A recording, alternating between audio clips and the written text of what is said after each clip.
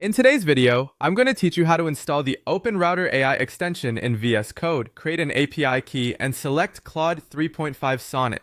By the end, you'll have everything set up and ready to use right inside your editor. Start by opening Visual Studio Code on your computer. On the left-hand sidebar, click the extensions icon to open the extensions marketplace.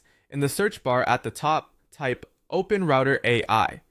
When you see the OpenRouter AI extension appear in the results, click on it to open its details page, then click Install.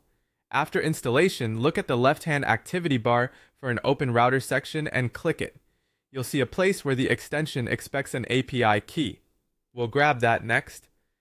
Open your web browser and go to Google. In the search box, type OpenRouter and hit Enter. Click on the official OpenRouter website from the results. On the site, click Sign Up. When prompted, choose to connect it to your Google account. This links your profile so you can manage keys and usage.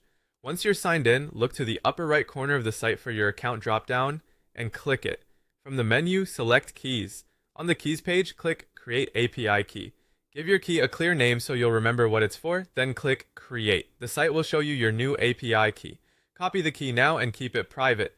Never share it publicly or paste it anywhere other than trusted tools that need it.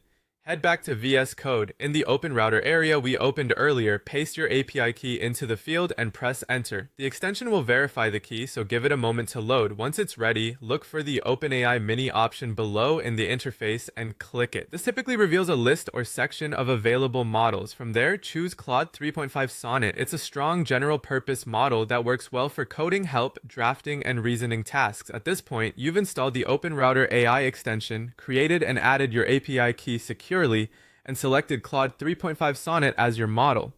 If something doesn't appear right away, wait a few seconds for the interface to refresh after authentication. You're now set to start prompting directly from VS Code using the model you selected. Thanks for following along and enjoy your new setup.